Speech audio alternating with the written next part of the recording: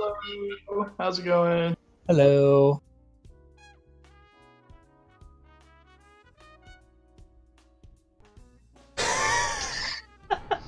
Wow.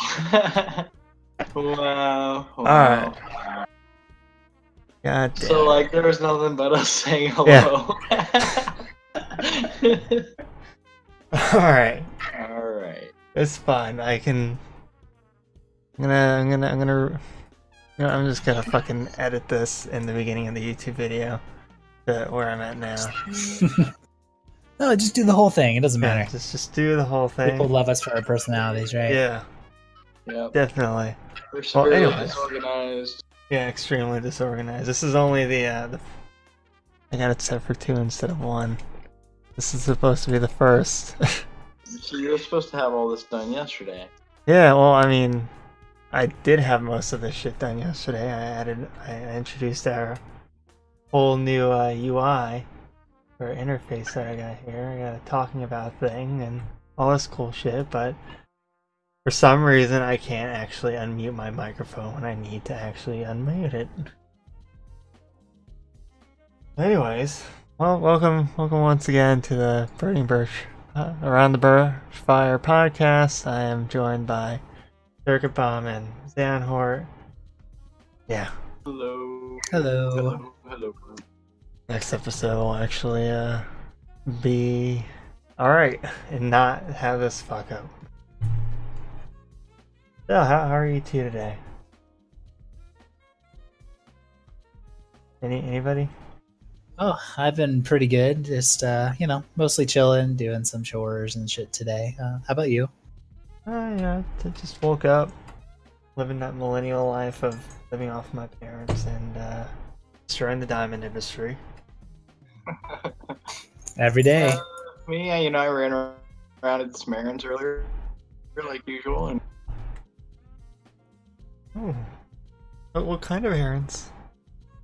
well, I moved a refrigerator and, well, 2 refrigerators actually. I moved a big, nice, fancy stainless steel one into the house, and then I had to go pick up a wine refrigerator, like the little like mini fridges with the glass in the front.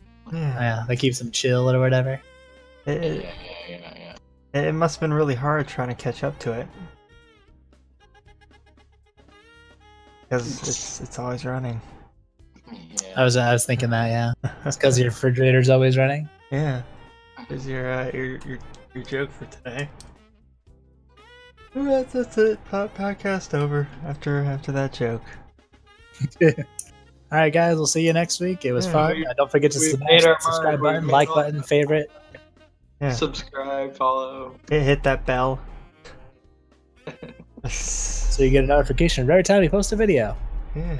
Yeah. Oh boy.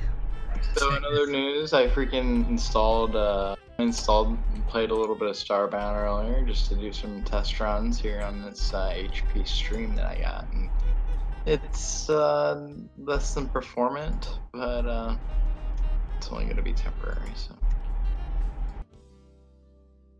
Very nice. yeah.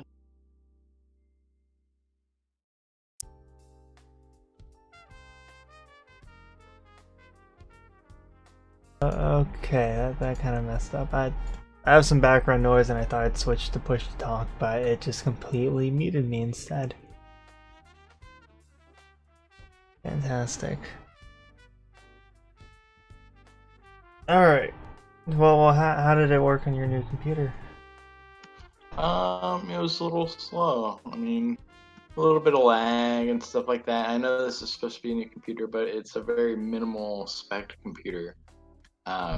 Yeah, it's great because it's lightweight and everything like that and slim. But as far as really doing what I need, I think I'm probably gonna have to get an upgrade eventually. I'll just have to repurpose this one for something. Yeah, I mean, GPS in my car or something. yeah, you did just originally get it for the purpose of just having a work laptop with you while you're traveling. That's true. Right. Yeah, I do, and it does serve that purpose. I get all my programming and my dev stuff done. I can remote into our our game servers and stuff, and edit files as needed. So that's the important stuff. Yeah. Speaking of game servers, we have that Minecraft server that needs to be updated. That's yeah, true. We have lots of servers that need to be updated. Yeah. Actually. Except for the Star Maid, I think. I think the Star Maid's actually been sitting on the same update for a little while due to their big patch. Maybe a bug fix, but Yeah, there was a exploit fix. The last patch was exploit bug fixes, wasn't it? I'm not quite No. sure. That I'm not really sure about. No, I don't know the details to what the exploits were and stuff. So, but apparently there were. Damn, well. I wish I knew about them. I would have used it. Yeah. It's quite So- unfortunate. So have you guys played anything this week? What you guys been playing? Dan, would you like to start off? Yeah, I've actually started playing Dead by Daylight a little bit more frequently with another friend, Pickles. Haven't actually played it before, but I actually really like it. It's I kind of didn't really like it much at first, except playing with a friend, because games are more fun playing with a friend. Yeah. But now I've been kind of playing it more solo, and I like it. So kind of grew on me, I think. That's the asymmetrical horror game. Yeah. It's well, there's a couple of games that are similar to the style. Where you have 4 survivors, 1 killer, and you have to get up generators and escape the area without getting killed. Basic premise of it, so you could be the killer or one of the survivors. I tend to like to survive and kind of juke the killer if you can. It's kind of fun to do anyway. And anything else you can say about it? Let's see. Cost. I think it was on sale. I think this week. So let me see how much it is right now. I think it was half off. I think it's normally 20. I think it was 10, but I'm not sure if it still is or not. It's currently $19.99. Oh yeah, back to normal price again. I think it was last weekend. It was half off, so it was like $10, and the DLC were half off as well. That's cool. Yeah. Yeah, Steam's currently got a Steam is currently doing a Stardock publisher clearance on Stardock games. So like there's a space trading game, and a few others I've seen on there. So yeah, it's pretty cool. And I think I got a freaking, isn't there a new Humble Bundle out already again? I thought I got an email about it, but it might have just been a reminder for the current one. Humble, very positive. Bundle 2. Yeah, I think this is new. Haven't seen this before. I like how whenever I go to humblebunny.com, it just takes me to the Honey Sakura bundle. Every time. Every time. I want you to get the Sakura bundle is why. Yeah, I need to change the talking about something a bit more like that.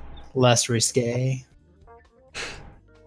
So the Neon Chrome game is one that I've kind of been interested in, because I always like kind of sci-fi cyberpunkish type genre games, theme line. What's your more favorite one? My favorite cyberpunk game? Yeah. I'd have to say right now it's Shadowrun. Yeah, Shadowrun's It's been pretty Shadowrun for a while, because I mean they're a really well made game, and outside of like Deus Ex and stuff, I kind of like the top down feel, and running through areas and having a nice narrative and everything. It's the Deus Ex games are good too, and I haven't played the newest one, even though I own it. But I do like the Shadowrun series, because they are extensible too. Yeah, and I'm pretty sure they have a bunch of mods too. Yeah, there's a few decent ones from what I could tell. You know, I didn't really mess around with too many of them. I think that there's lots of content in the expansions and stuff like Hong Kong and the Dragon one and stuff. Yeah, Shadowrun Hong Kong and like Dragonfly, I think it is. Shadowrun Dragonfall, yeah. Yeah, Dragon Ball. What? Well, I guess what I've been playing recently, or doing anything recently. What's that? Just RimWorld and a little bit of Exile with our old friend Baka from a while back. That's cool. Yeah. I remember Baka. It's been a while since I've seen him. Yeah, it has. That's what I thought. Like, whoa. What's he doing there? Yeah, a lot of RimWorld. A lot of people have been liking RimWorld. A lot more than, well, Path of Exile in my experience. At least what I've been playing. I'm surprised that you haven't like picked up Prison Architect as well, or do you have it? Because it's like kind of the same style as RimWorld, the top-down kind of like flat but fun.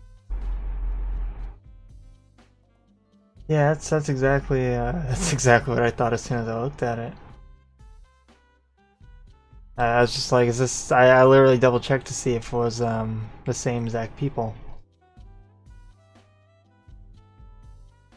But it wasn't. It was somebody else. I think RimWorld's their only like game that they have.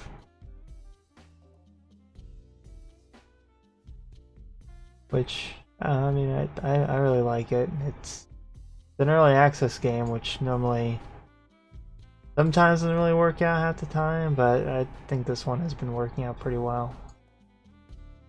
It's got stellar reviews on Steam. It looks like. Been watching you play it when you stream it.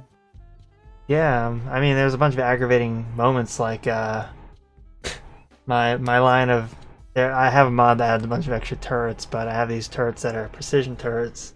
They're like sniper turrets, and they couldn't shoot a large mass of pirates that were trying to dig through my mountainside. Like they spent like forever trying to shoot this guy at about the same distance, but they were able to shoot off my goddamn main miner's head with one shot through two fences as soon as he opened the door. Oh, I was pretty salty about that. yeah, that's pretty annoying. I mean, I've been trying to play it on streams that way. If somebody dies, they're just dead. But you know, this is the first time that I've had like two deaths just sort of sitting there at like the same time frame. It's always something stupid that kills your people. Yeah, yep, usually is. It's never like, hey, he died in a heroic battle fighting off a group of pirates using a minigun. No, it's like, hey, an entire group of man-hunting hares decided to just come rush your base and kill everyone in it. I mean, Classic. I've reloaded this thing like twice only because it was like too catastrophic to come back from. Yeah. So, did you guys know that in well, I'm gonna bring up EVE Online here because I just seen a little note about it on our gaming, and well, in EVE Online, there's actually a player-made cemetery. Yeah, so it's like well, it's a space tower or whatever in the game, and the players have been putting down structures at this tower and stuff, mourning lost loved ones, and they've been doing it for almost 10 years.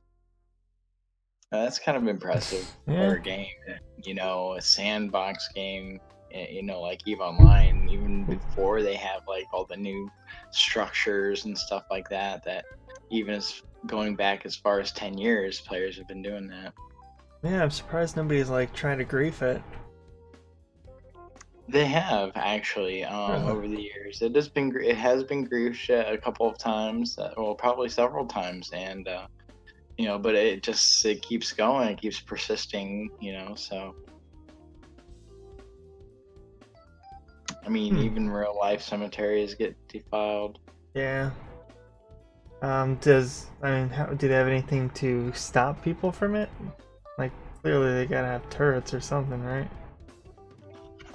You know, I haven't been there in a long time. I'm not quite sure.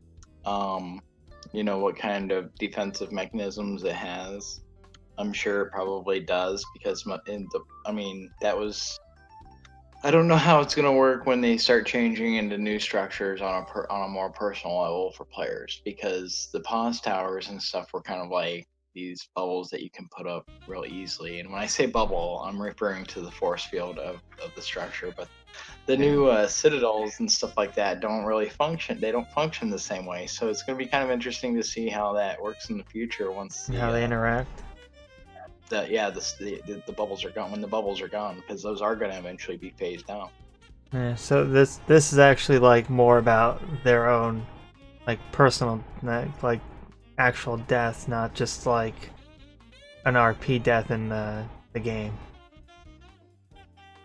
Yeah, I think so. I think that it is actually like when a friend in a corporation or something passes away, you know, that they go and memorialize that person in some way. I mean, that's really a kind of sweet thing to do. Yeah, it definitely is. That's pretty cool that they have that even as a feature, really. Oh yeah, it seems more like a use of a previous feature though, but still. Yeah. It's kind of nice that they're able to do that, and at least it's somewhat respected. Definitely. Do most corporations, whenever there's like two corporations at war, do they sort of respect that zone and, like, you know, have like a sort of ceasefire there? No, they don't really No, I don't think it's. I mean, if they do it, they do it, but they're not really reporting on it.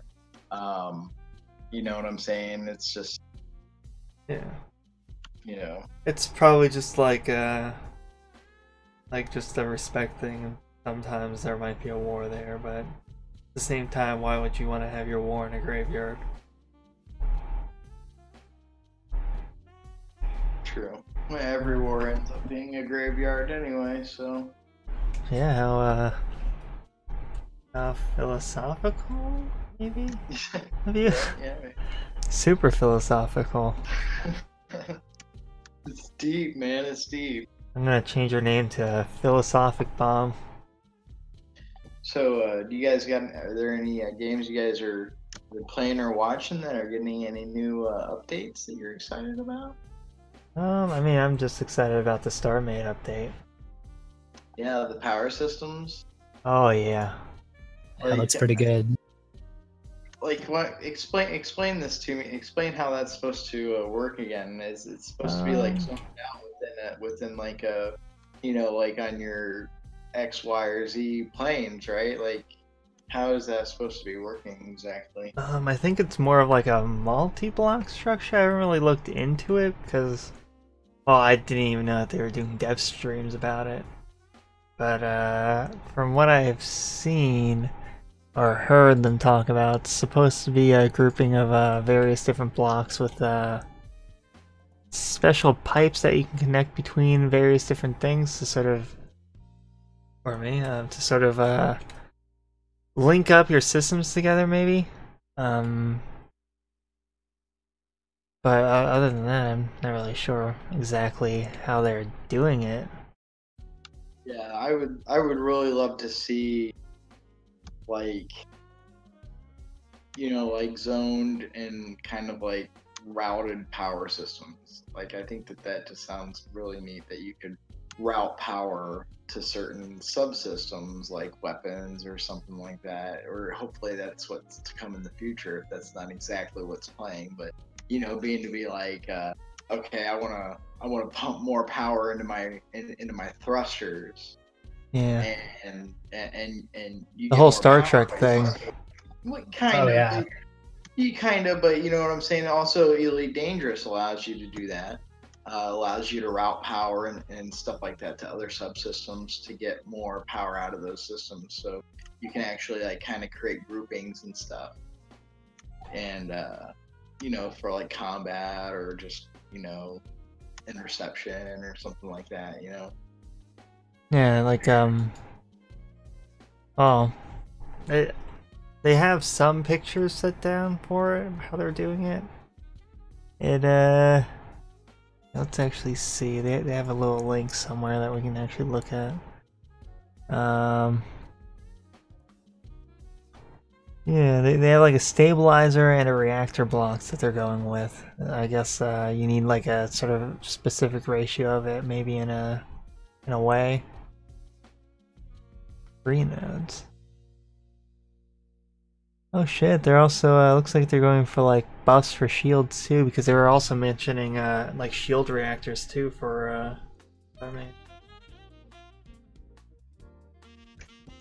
yeah, actually shield chamber, mobility chamber, jump drive chamber, and an electric warfare chamber, which is cloaking / scanning. Which, I mean, it looks like you'll be able to like draw power to those. Possible.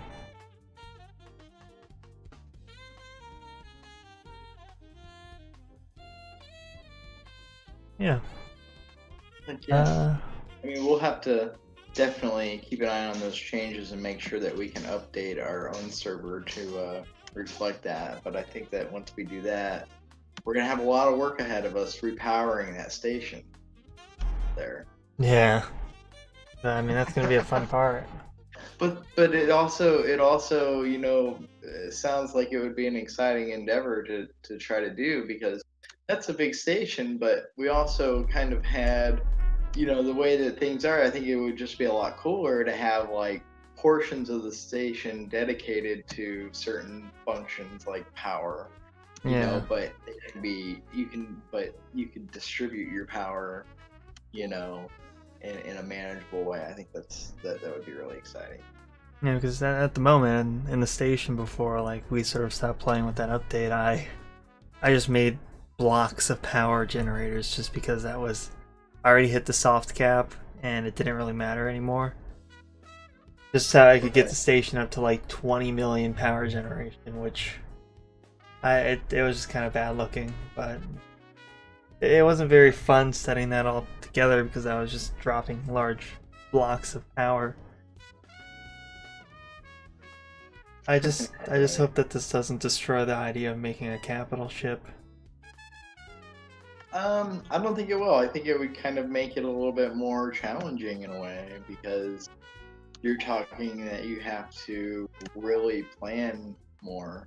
You have to do quite a bit more planning and a little bit more management of, some more resource management and planning on where you're going to be laying things out and everything like that. Yeah, I mean, because, with the more, when you do build a capital in that game, you kind of have the issue of not having enough power generation because of the soft cap. So you're kind of limited in terms of, like if you want to make a giant ship, your thrusters can't work after like a certain point. I'd say it's a soft cap, but it's based off of the soft cap, and it's more of a hard cap for how many thrusters you really can have without just making a large mass of power blocks with your capital. Right. I think like one of the things that, because it's one thing to get a ship moving in one direction in space, right? It's another. Yep. It's an entirely other thing, making it stop. Mm-hmm. Having that stopping power, when you're moving at a high velocity, you know, an object in motion stays in motion, right? So, but like, do you think that perhaps like it should, like, if they're going this route where they're designing these power systems and stuff like that, maybe they should factor in or really raise that cap, but have a kind of restriction in the fact that in order to like really just stop or whatever, or to, you know, even if you're not like putting thrusters, you know, stabilizing thrusters or something, but, you know, saying, okay, you have this many thrusters, so it would take this many to stop you, you know, within a certain amount of time, have that kind of determine power drain and stuff like that. Yeah, they could also do because the way right now is you just have thrusters on the back of your ship. There's no real like sideways thrusters or anything like that. Well, yeah, but I'm not saying that they should make those capabilities, you know, as something in the game, kind of like how in space engineers, you have to have stabilizing thrusters. Really, I mean, it's very 6-axis and, you know, real physics and stuff. But like in StarMade, you could just factor in like the equation that would say, okay, if we're going at this like this fast, how much energy would be required? If this much energy is required to make it go this fast, how much energy would be required to stop or slow down the ship, and have that kind of like be your power drain. So you would only be able to go so fast given how much power you actually have. And you know what I'm saying, you wouldn't be able to go faster than that because of the power drain that it would take to stop. You see what I'm saying? Yeah. I mean, I'm sure it'll be fine. Like I haven't even looked at how the power update has been going, but it'll probably require a lot less blocks than what it currently requires. Yeah. What's going on with Minecraft right now? Does anybody know like what's going to be coming up in the next like Mojang patch or whatever for vanilla? I have no clue. I just know the last few updates were kind of just weird tiny fixes. Yeah, small little bug fix stuff mostly. Well, you know, the little things matter too. So it's true. I mean, one update was literally just like one single bug that was I forget what it was exactly for, but the rest of it was just adding somebody to the credits and adding a new splash. I really want them to I'd really love for them to redo the lighting system. Oh yeah. You know, I mean, it really needs to. I mean, the whole lighting system needs redone. In reality, I think. Yeah, it'd be nice if they started working with multiple different color lights too. Yeah, rather than just one plain like white light, really. Yeah. Well, apparently Notch wrote the lighting system from scratch. Like he did everything. It was really inefficient and stuff. And then, you know, Mojang as a company started to tackle a little bit, but they didn't really gut it. You know what I'm saying? They fixed stuff that was wrong with it and made it better, but the damn thing needs gutted because it needs to be completely rethought. Because I forget how they were explaining how. I was reading a thread about how it was actually implemented, and it was just kind of an inefficient way of doing things, you know, like determining shadow points and stuff like that, where, you know, whereas you can get shaders and just, you know, lovingly have gracious shadows and lights without having to, you know, but the thing is the cast light is always white, you know, it's always the same color. And yeah, I mean, I think in the beginning they said something about like stained glass not even being able to be a thing that's possible, but like a week after that, somebody made a mod for it.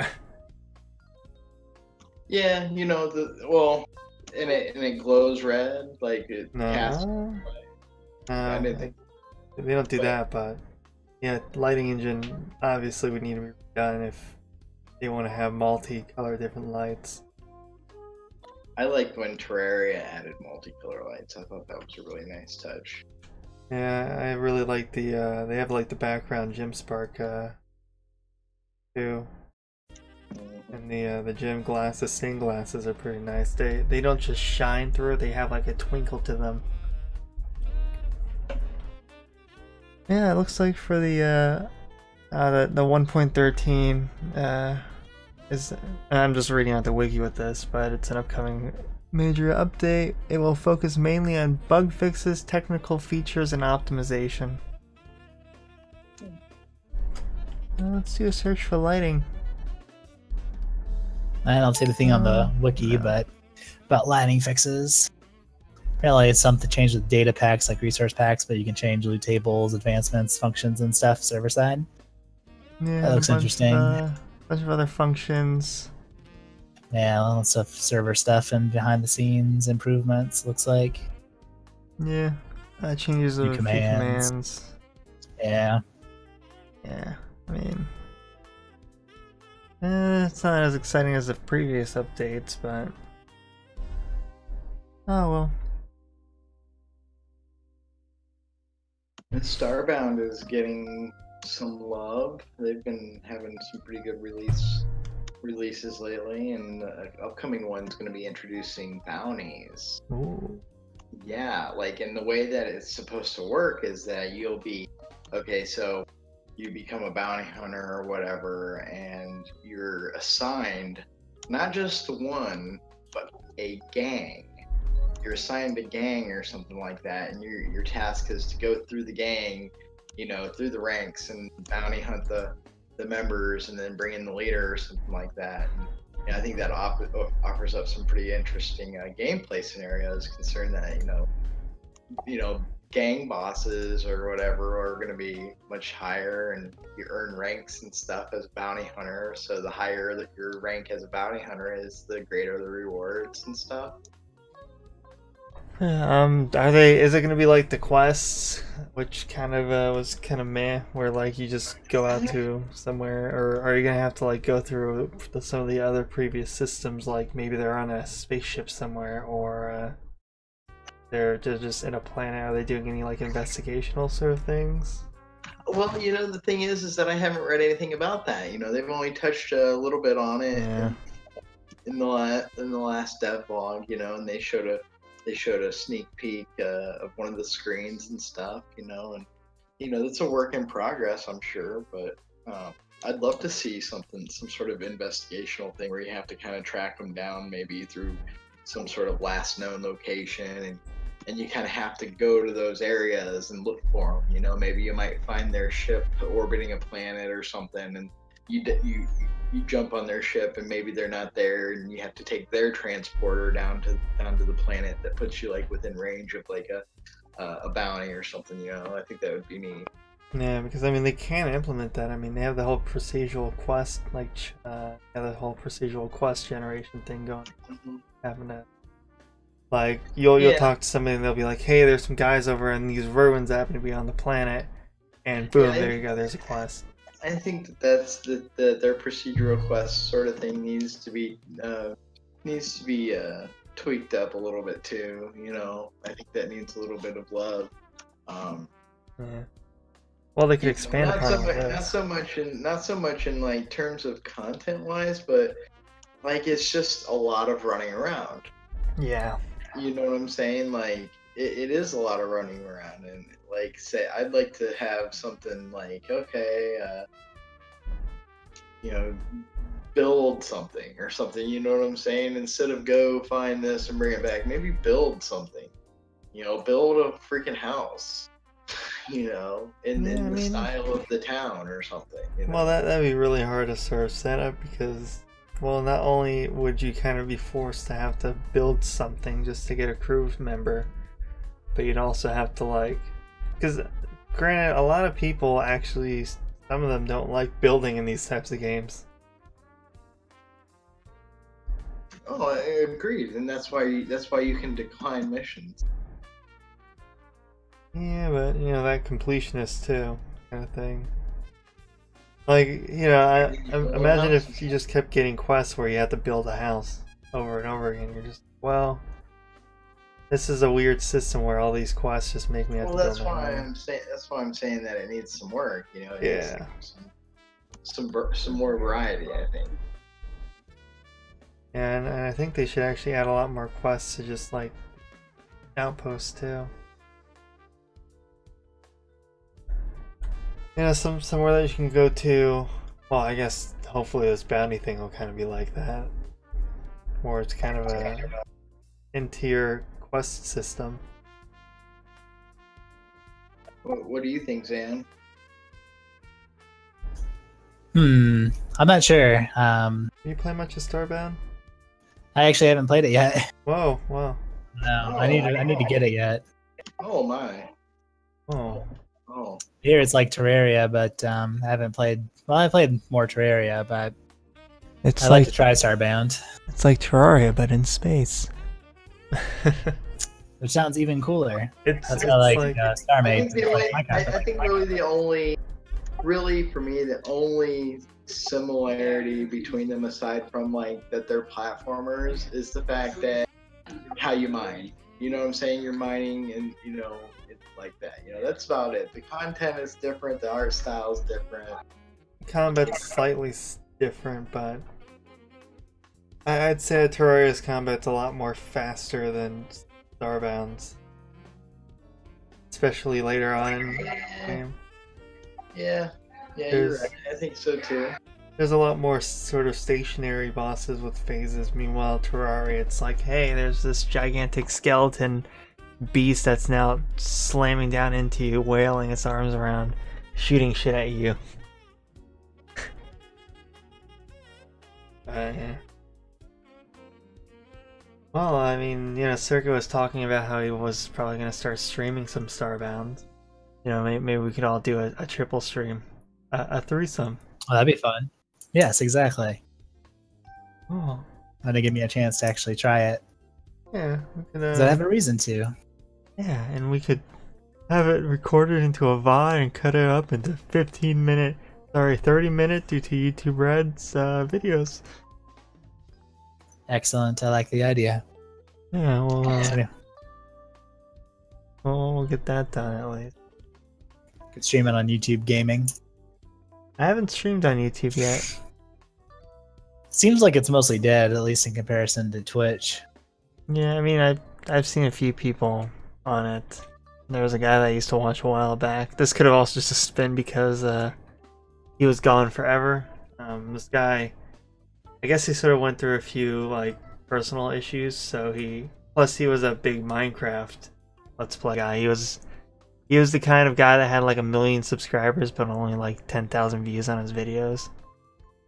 But I mean, whenever you'd watch him, he'd just be like, he does not like this game at all, which kind of sucks because most people they end up getting one game big and then it's just that's what their life is from now on, and if they try to get off of it, it's just gone. But he started streaming on YouTube and he only got like 16 people on it on a stream. Like, whoa, is that just because of YouTube, or is it because of Twitch being a big thing, or just him? And I think it's probably just because of YouTube. I don't really see that many like big YouTube views whenever it's a stream there. Yeah, me either. Because usually most YouTubers will go to Twitch to stream. Yeah. Sometimes I've seen them stream on YouTube, but not very often though. I mean, whenever I go to YouTube, I don't go on YouTube to watch a stream. I rarely actually. I'm not really big into live content just because half the time it's not really around whenever I'm there, Yeah, that's true. So I tend to just be like, well, I guess I'll watch the VOD later. Like the podcast that I listen to, it's I watch it on YouTube instead of when they're live. Plus, I like to be able to pause something, get up, have a quick wank, and then come back. Drink. Yeah. Yeah, I mean, that's the way to go about it. Yeah. So, having something that you can just pause to go up, like get a drink or eat something, and or you're in a room with people and you're talking with them. You're playing a game with friends, and a quiet moment sort of happens when you're all kind of focusing on, for instance, you're playing Path of Exile and you're all trying to buy some items. You're probably gonna break party and like run around a bit and sort of be a bit antisocial, while everyone else is trying to get items from various other peoples. Right. So, Go ahead. I was just gonna say, so when you're like watching a YouTube video, you can just pause it and be like, "Oh yeah, I'm still here. Don't worry." "Oh, you got that? Cool. You still need a few minutes? Sure, go for it." Meanwhile, a podcast you might miss out on, like on Twitch, you might miss out on something, like a good 10 seconds, but that could be a joke or something there, or somebody might say the name of the game that's on screen that you don't even know what it is. That sort of thing. Yeah, so our favorite little farming game, Stardew Valley's multiplayer information, some of that stuff's come out recently. Oh, really? Yeah, Starman so Valley? Stardew Valley. Is that what I said? Starmaid Valley? No, you said Stardew. I just said Starman. Yes. But anyways, apparently the way the multiplayer is gonna work is that you'll have you'll host the game, and you'll be the main character, and friends that join, I think it's up to 3 or something, are hired on as farm hands, and they have you have the option to choose how many houses to build or whatever on your property for how many friends you join your game and stuff, and they become farm hands. And farm hands can do basically everything that I guess they do everything the main player can do, aside from some choices like who decide with JoJo or not, and when to sleep and stuff like that. So like farm hands can marry NPCs. We'll have yet to wait to see if we can marry the same NPCs, but That'll be interesting. yeah. Farmer is a cook. Oh jeez. So anyways, but I think that it's going to be kind of interesting in its own way. But there's other things that I probably would have voted for instead, like being able to join another player's game and buy your own farm, and kind of maybe compete with the host, in a way. Yeah, but I mean, That'd be interesting. I mean, if you think about it, where would they put it? They'd have to design, would it just be like you hop on the bus and you'd be able to go somewhere else? I mean, that would actually be a pretty good way to do it. But it'd be either that, or it would just be an expansion of the main map, with the town and stuff. And the players' farms would be elsewhere on the map. They would just extend it, like maybe across the lake, or some new rivers or something, Yeah, well, I mean, they'd have to put it somewhere where it's not on top of another map, Mm-hmm. I mean, it's a little weird. But the thing is, the reason why I say that is because I think in that way that they would be able to allow, it would allow other players to kind of choose what kind of farm they have, because you remember they came out with farm templates and stuff. Yeah. For what kind of farm you wanted to have. Yeah, I mean, they have a bunch of different farms, which is. Yeah. They could have a mechanic with the multiplayer to be similar to Animal Crossings, where everyone has their own town or world, and you can travel to that world via the bus system, kind of like what you were saying, Therercher. Yeah, that would be cool too. It would be kind of nice to be able to have the same community hall, and you could go to it and be like, this guy got this reward, Absolutely. If the player was offline or something like that, the road would be closed to their house. A tree would be. Oh, I like that. It. Yeah, I mean, they need to do. And I guess you could run down the tunnel for that and hit a road, and then if a player's there, the road is clear. But if a player isn't there, there's a tree that's sort of blocking it. But then you'd also have to have the whole bus system working. Or bad weather, even, you can come up with lots of different reasons why to make it a little bit more immersive. Yeah, I mean the bus system kind of wouldn't work just because you need to do a community center thing for that. So I guess you could have it so that way the bus can take you to their farm, but you could also just run down the street too. Maybe. But I mean, I don't think that they should do a completely different town just for each one, like Animal Crossing. I was thinking maybe they could have both, like have it to where you can be like in the same world, and then maybe another one for your single player game to be converted to multiplayer and kind of visit that way, maybe. Yeah.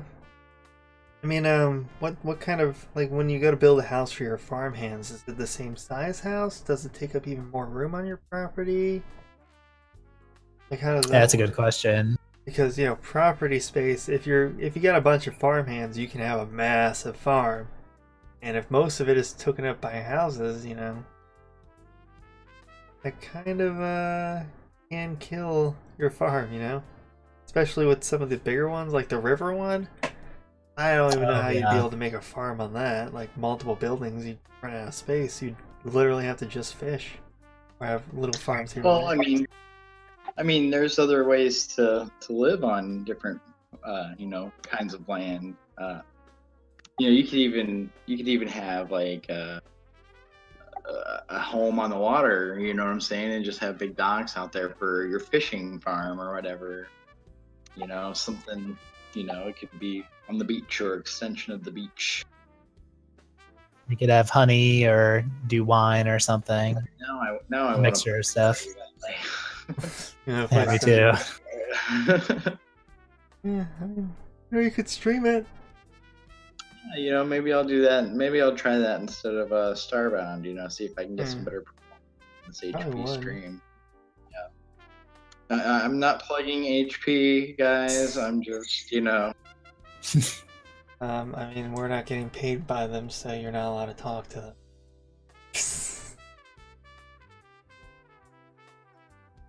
I mean, I'm still thinking about the whole building a house thing because, like I said, do they have houses that you put on the water? Because it is kind of you can't put a silo on the water. There's a. Well, I built a dock in Minecraft and put a silo on it. Well, this isn't Minecraft. This is Stardew. I mean, there is Farming Valley, the mod for mod pack for Minecraft, which actually has a bunch of issues of actually, no, it doesn't. There's a boat to sleep in. I was gonna say they had the same issue as hey, everyone's just gonna start sleeping on you, but not the case. Then again, that wasn't really done for multiplayer. But go ahead, Sam. Why don't they just take like Stardew Valley, Terraria, or like Starbound and just combine them all into one? Yeah. Let's make that game. We could. You could have the building aspect as long as everything else you can do in Stardew Valley and Starbound even. I mean, Starbound kind of does have some elements from Stardew Valley. There's a shipping container that you can put down that you can ship up crops to. Yeah. That's I love that. That was integrated and stuff. I've made a few mods in the early days of Starbound. A couple of them. Yeah, I was gonna make a mod too, but they kind of did it with a crossbow, I think. They added a crossbow. I made the printing press was what it was, and it would let you print out letters and posters and stuff like that. And I had a lot of plans to expand on it and everything that just never came through, and I kind of abandoned it. And still, well, it was. That's how it goes. Yeah. I might touch on it again someday. I don't know, but who knows? Yeah, maybe. I mean, hopefully you get back into mod. I know every once in a while you're like, I'm gonna make a mod, and then you sort of stop. Yeah, well, it's just kind of a bad habit sometimes with personal projects and stuff that I often find myself starting them and not finishing them because I have to do work. So like stuff I actually get paid for and everything. I devote a lot of time to that. So Yeah. Well, what about some news at the moment? Seeing how we're 50 minutes in. You want to talk about some of the news things or anything sort of newsy that came out? Anyone? I mean, I haven't really this week. I haven't really had much of a chance to tackle any of the news topics and stuff outside of stuff with Starbound and Stardew Valley and whatnot. So Well, industry news. Yeah, I mean, like there's a Switch, the Nintendo Switch. They're starting to have a lot more third party. Oh yeah, that's actually, I think that's really good for Nintendo. I think it's like Doom and Skyrim and stuff being ported to the Switch. I think that's really good. And it reminds me of old Nintendo consoles that used to have a ton of third-party support. Right. Yeah, for a little while they sort of stopped, and I think it's less about Nintendo's choice, more about people just didn't really want to make a weird gimmicky kind of game using their like weird systems, but this is more of a portable system that actually can run these games, so they're trying to jump up on it. Right. It's just I like mean, good. I mean, the new Zelda is a wonderful, beautiful game too, and you get it with the Switch, and it's great. I mean, a lot of people got the Switch just for that game, so. I think they also had it on the Wii too, but people just it's an opportunity to get a new console. Right. Yeah, exactly. And along with this, there's Terraria is also coming to the Switch along with Stardew Valley. Yeah, Stardew Valley.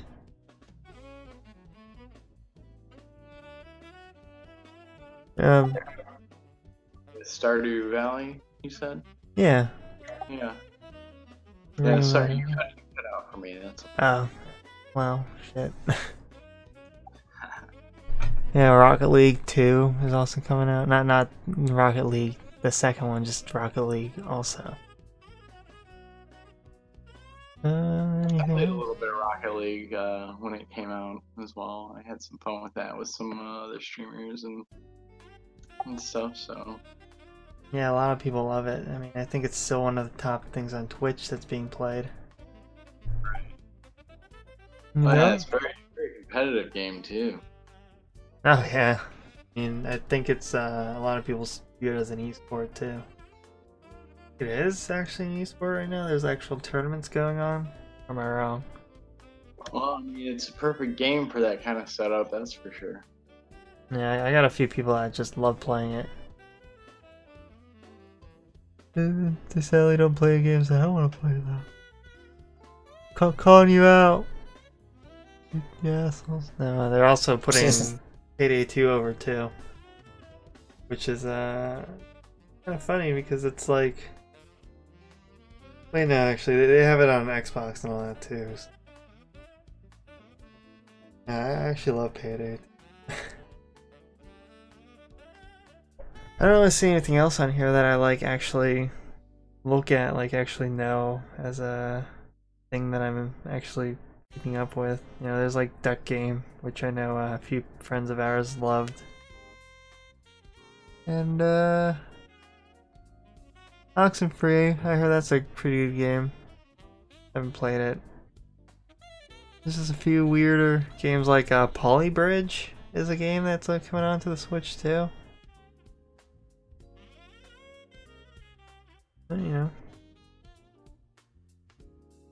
There's also Razer's apparently working on a gaming phone.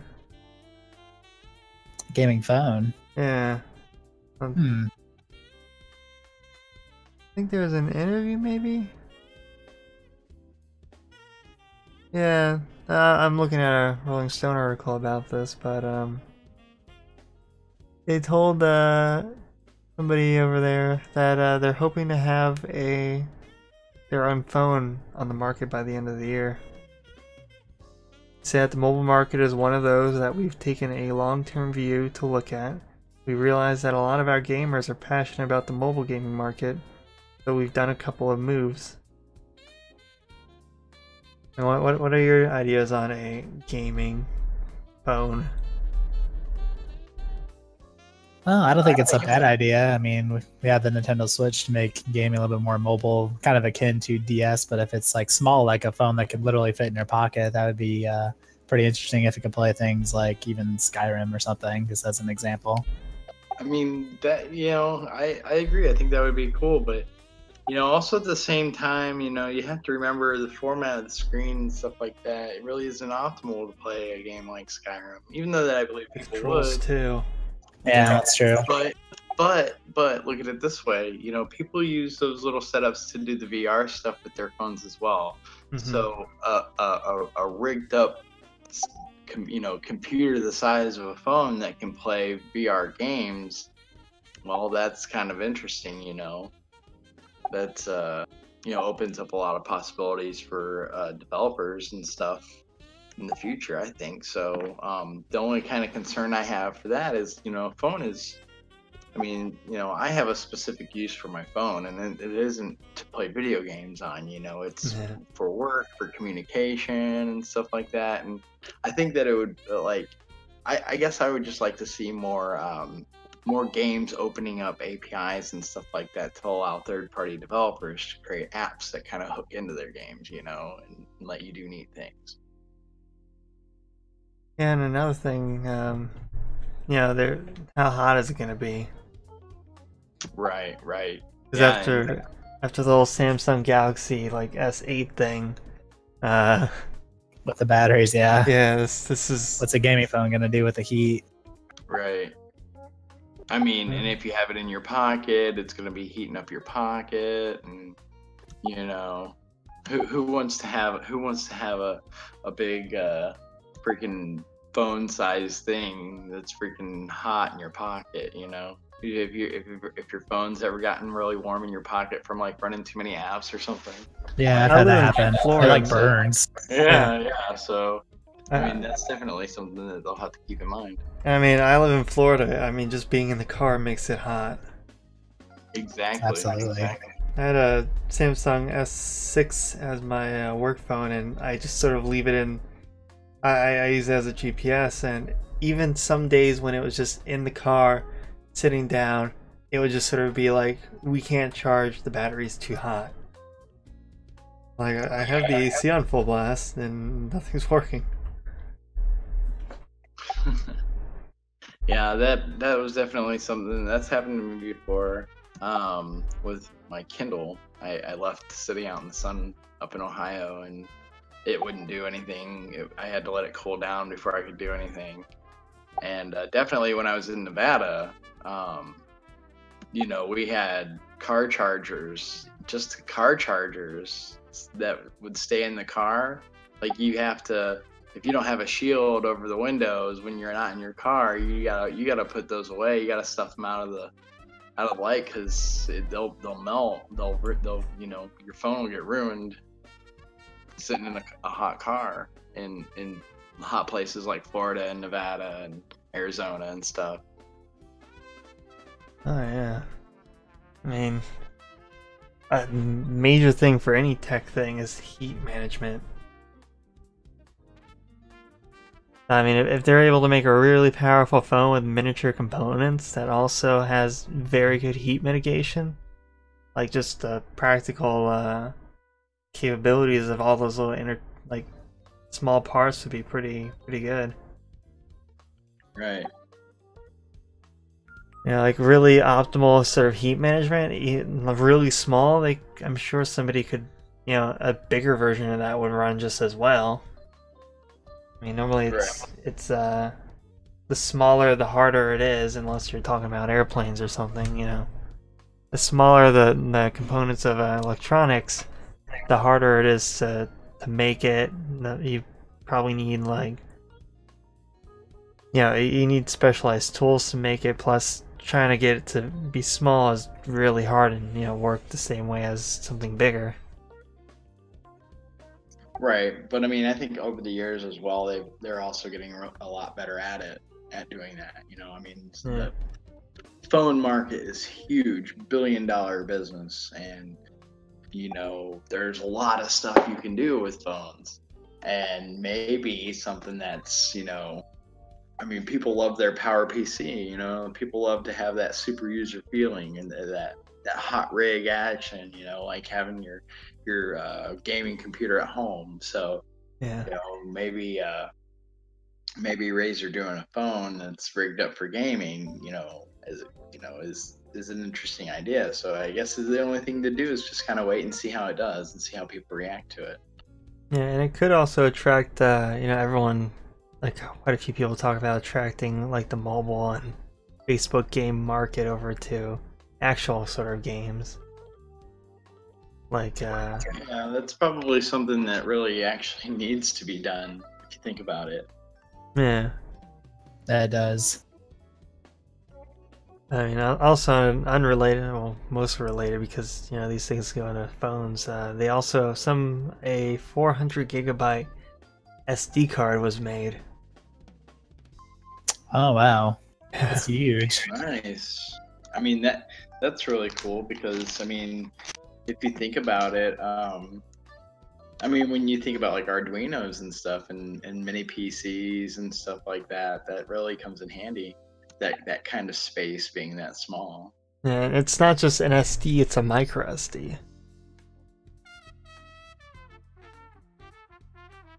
Which, So it's even I wonder smaller. How much that would, I wonder how much that cost. $250. Well, you'll wait a few years and that'll be down. I mean, that's not too bad, you know, going for like an SSD price, you know. And SSD would probably be 100, but you know, the size difference alone. I'm just wondering what the specs are, what the read rate is, and whatnot. That's probably gonna really depend also on like what kind of tech is on the computer you're plugging it into. For example, Well, you know, on an onboard port, or are you using a hub? You know what I'm saying? You know, are you putting this thing in a camera, which is, or a video camera? You know, camera or video camera, which would be a great choice to do. You know, especially if you take a lot of pictures and video. If it's micro SD, it'll go in phones and mobile devices. You know, so. yeah, I mean, I'm looking at their Amazon page. This is actually from like their more official thing. It says up to 100 megabytes per second. With 2 asterisks. There's conditions and limitations apply. Yeah.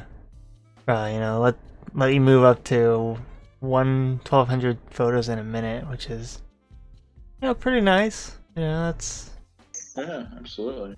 That's what I'm trying to do some math in my head here. 24 pictures a second. Well, what size pictures? You know, we're not talking about RAW files here. We're not talking about TIFF files here. We're talking probably JPEG. And what it all depends on, like, because if you put this into a right. if you put this into a camera that has, you know, it does 4K pictures, that's going to be a lot bigger than an old camera that does 144p. Right. But having that big storage is really nice if you're doing 4K. You know what I'm saying? Oh because yeah. You can store a lot. You know, a lot more. And like you said, especially with video. Mm-hmm. Yeah, that's gonna be pretty just nice. In general, the storage requirements for people's phones and stuff like that are gradually increasing.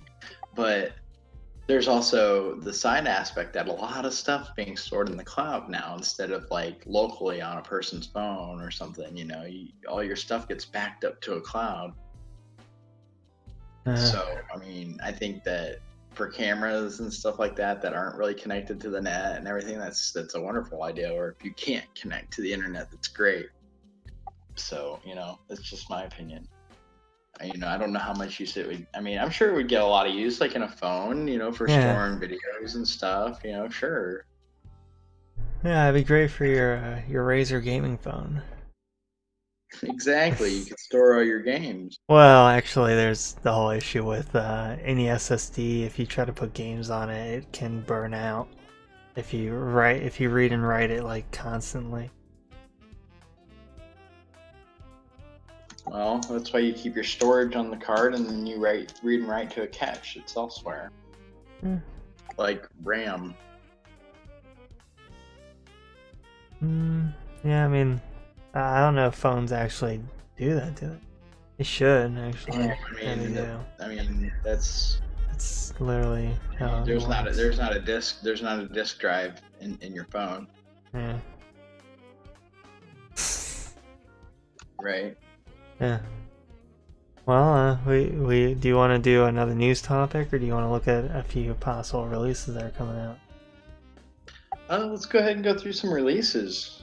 All right. Some stuff coming out tomorrow, or not tomorrow, but next week, right?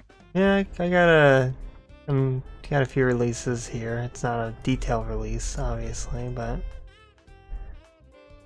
yeah, there's a few on here, like Fallout 4, like Game of the Year edition, and Cuphead. At least for this upcoming week to the end of the month. Should probably find somewhere else besides just GameStop.com.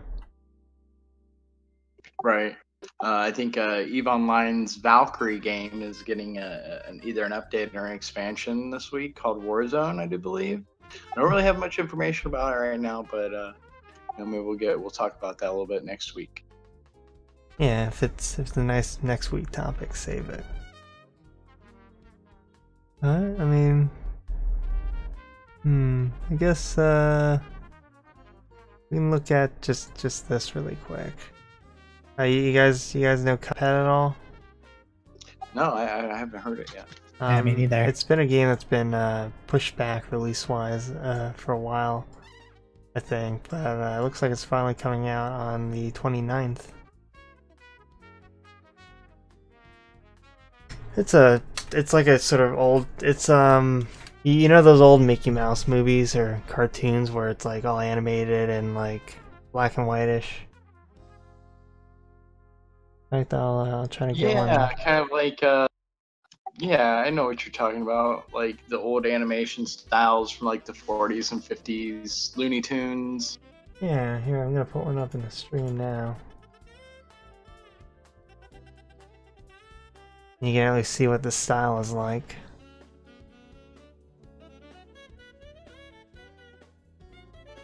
I mean, it's got a nice art style, and I know a few people have been kind of excited about it.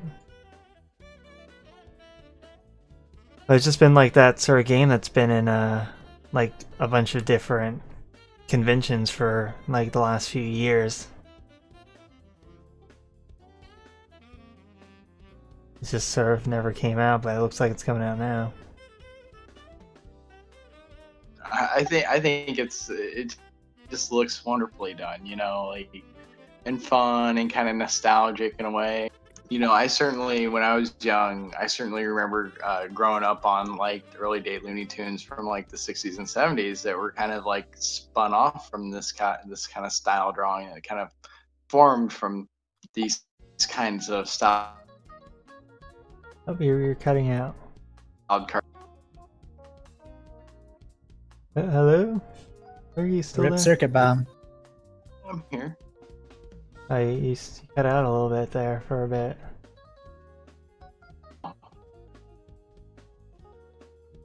Well, crap. Yeah. Well, what were you saying? Well, I was just saying that, you know, I grew up on some of those early Looney Tunes from like the 60s and 70s and 80s and stuff, Bugs Bunny and everything, and, you know, especially in Disney as well, you know, and those, you know, the style of animation and stuff was all kind of like came from those early day, that early day animation style, like we see in this game. So there's a certain level of nostalgia there, like Popeye and stuff, and Yeah, it's very Popeye.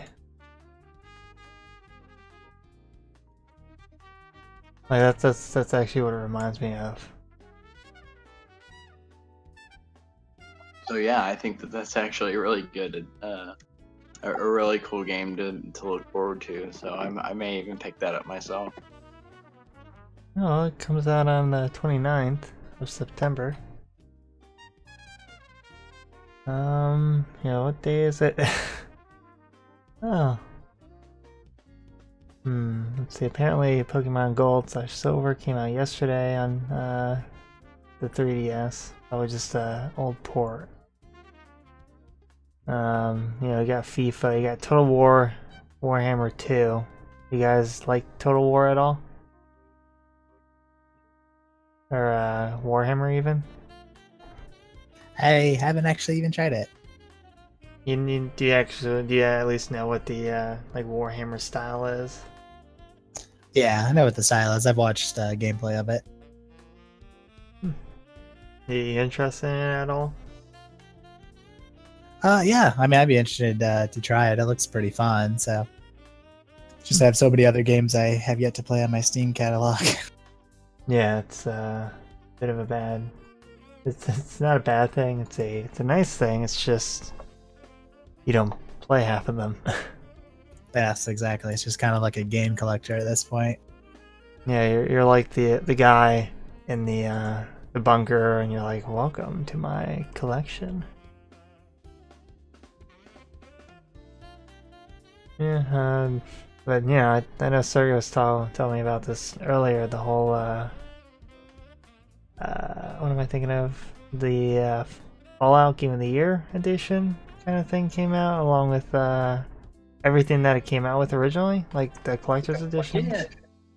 Yeah. Well, the Fallout 4 Game of the Year Game of the Year edition is going to come with all the expansions and stuff that have been out, and obviously the patches and stuff. But they're also in preparation for releasing the Game of the Year edition. They're re-releasing the collector's edition Pip-Boys. They're bringing those back for a limited time. So I think they're priced at like $99.99 or something like that. Oh, hey, Sergey, can I borrow $99? I wish that I got myself that, but at the time I was I had a pretty bad job and was unable to actually pay for it myself or anything. I might have to buy that again. I mean, can you buy the collector's edition just solo without the game? I don't know. I guess you'll just have to check on Steam whenever it comes out. Yeah. Because I mean, I already own all the Fallout DLC and whatnot. Right. Well. Yeah, let's see what else is on this. Guild Wars 2 Path of Fire? The hell? As this came out? Let me see. Did the new Guild Wars expansion come out?